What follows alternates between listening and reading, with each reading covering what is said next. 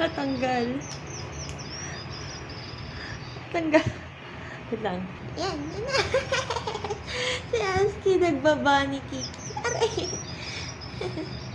Nagbabani kick yung pani. Nagbabani kick. Bunny kick. Shh, naka-hyperventilate ako.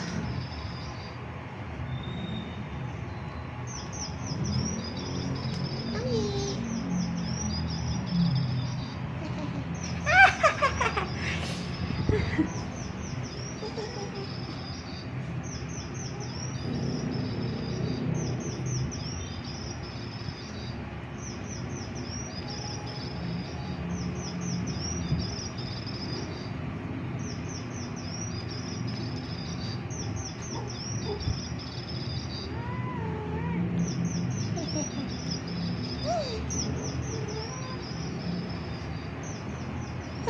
Si Aski, ang cute. Bunny kick, bunny kick, bunny kick, bunny kick, rabbit kick, rabbit kick. Ay, sorry. Hindi.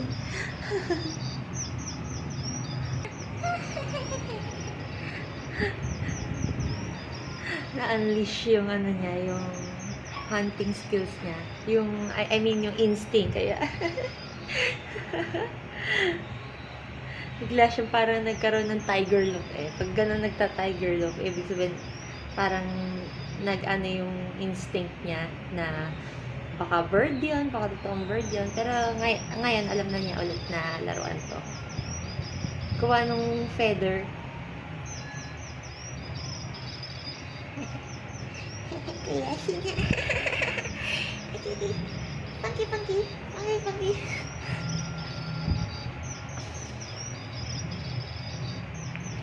Kunwari lang yan nakatulala.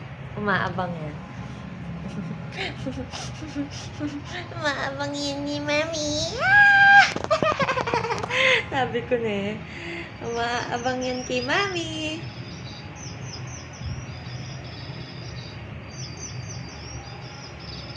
Ah, kunwari tulog. Kumari lang yan. Sabi ko na.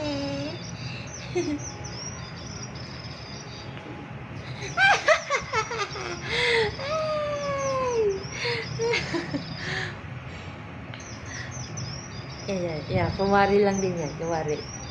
Naabangan niya yung bird. Kiss.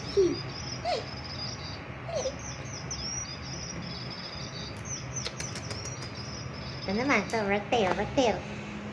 Naman, rat tail.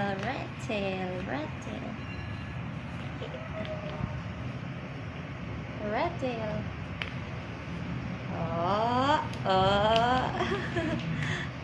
Gusto din niya ito.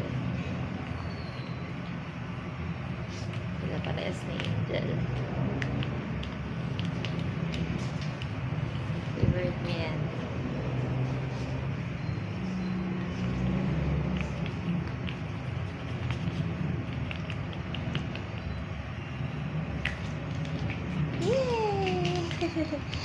Yay! Ito. Yan, nilaro din niya yung tunnel. Dalawa yung tunnel namin. Isang malaki, isang maliit. At ang maliit ang sinunukan ko naman yan. Baka namimiss ni Husky. Minsan may mga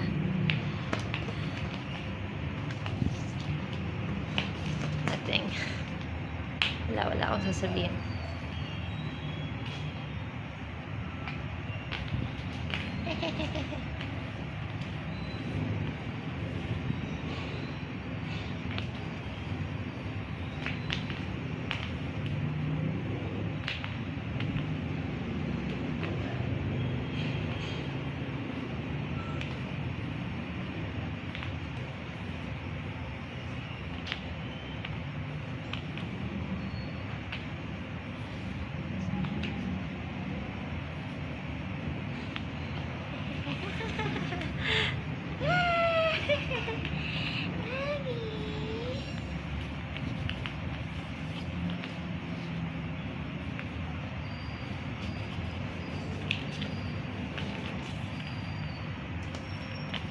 Si Angel naman na next, naiinggit na siya eh. Ang ginagawa ko kasi separate sila naglalaro. Pag sa toys ha. Pero pag naglalaro silang sila, ayun, katulad ko kanina, nababayaan ko. Pero pag kita kong nag-aaway, syempre sinasaway ko. Hindi naman pwedeng pabayaan din natin pag nag-aaway, hindi ba? Klaseng ina tayo pag ganun. Mamayang hapon, maliligo si Husky at si Angel. Ngayong umaga, hindi ko alam kung anong patutunguhan ko. Kung magpapahinga ba ako or mag-workout. Probably, mas maganda kung mag-workout na lang ako. Kasi, 4 na araw na naman akong hindi nag-workout. Kung hindi ako mag-workout ngayon, pang-4 na araw ko itong hindi nag-workout.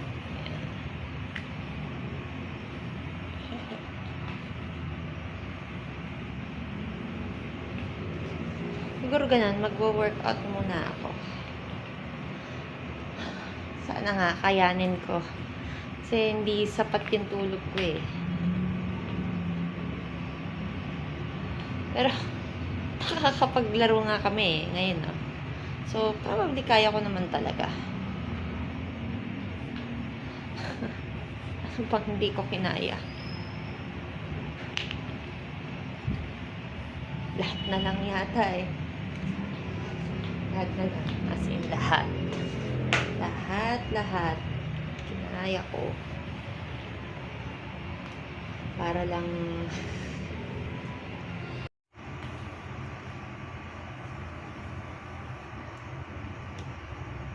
tuwa si Angel dito. Natanggal yung bird. Eh, ito yung nagustuhan niya. So, yan. Ayaw niya siguro nung rat tail ngayon. So, ito muna. Si Husky kasi, kahit anong laruan, gustong-gusto ni Husky. As in. Pero, ang meron pala siyang isang ayaw. Ayaw niya ng mga super malaking laruan. Gusto niya yung nagagrasp niya, yung nahahawak niya. Pag malaki, halimbawa, yung malaking, yung katulad nung, di ba, ito may ibon kami. Yung isa, yung malaking ibon siya. Hindi niya gusto yun. Kasi mabigat yun. At the same time, masyado siyang malaki. Hindi nila siya mahawakal.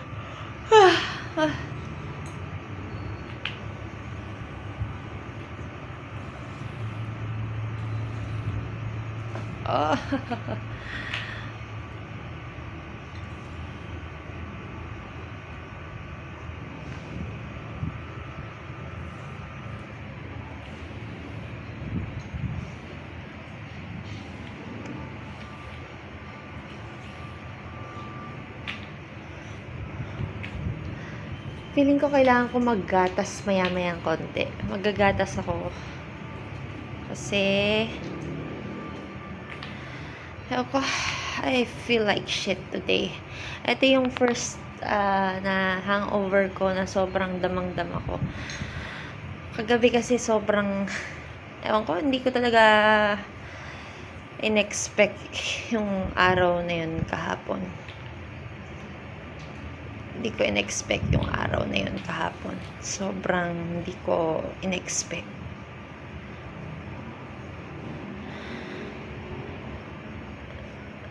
Ewan ko. Siguro nga talagang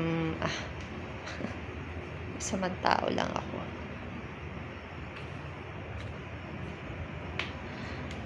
I just always disappoint. I always disappoint people.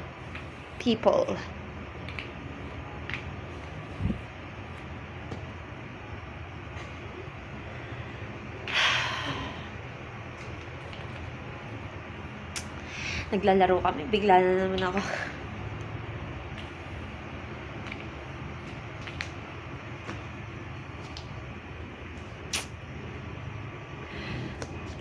totoo lang, kung pwede ako mag-inom araw-araw, gagawin ko talaga. Kaya lang, may pinag-iingatan din ako eh. Iniingatan ko yung kalusugan ko unang-una. Hindi naman ako ganito dati eh. Pangalawa, hindi siya mabuti din sa mental health ko, syempre. Kasi, I'm on therapy. Tapos, nagiinom ako. Yun lang. Pero wala, hindi ko mapigilan. Alam mo yung, anong na yung katawan ko sa kape. Ibang klaseng, na yung hinanap ng katawan ko. Yun lang naman din ang gagawin ko. Never ako iibang klaseng bisyo. Pero itong alcohol, anytime soon, stop ko to kasi alam kong hindi talaga siya mabuti para sa akin. Alam ko naman yun. Talagang, hindi ko lang kinaya kagabi. Dapat nga magwawalo pa ako kagabi eh. 8. That's why eyes. Kaya lang, naisip ko hindi na siya tama. So, minus 2 ko, ginawa kong 5. Kahit na kaya ko pa naman bumili ng 6. At kaya ko pang uminom ng 6, pero hindi na rin. Masyadong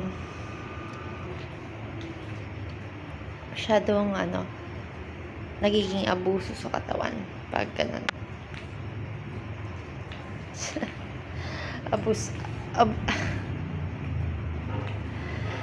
Ay, ang hirap magsalita.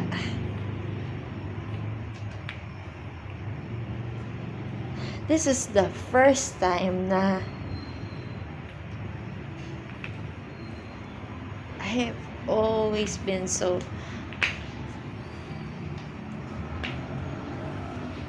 worried. No, it's not na hindi ako masaya. Masaya ako, pero I'm worried kasi kung ma-explain,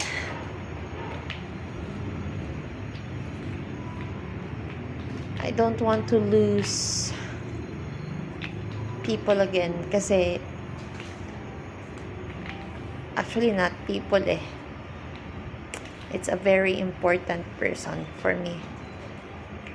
He's a very important person to me. Kaya if I lose him again,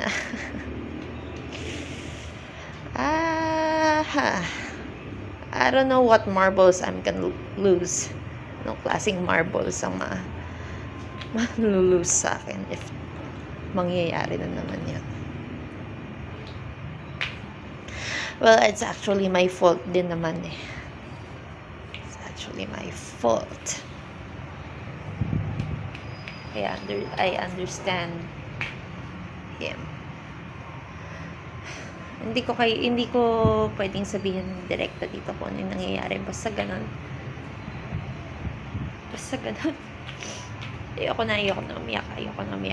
Aray ko, Diyos ko po. Ayun, ginising ako ng anak ko.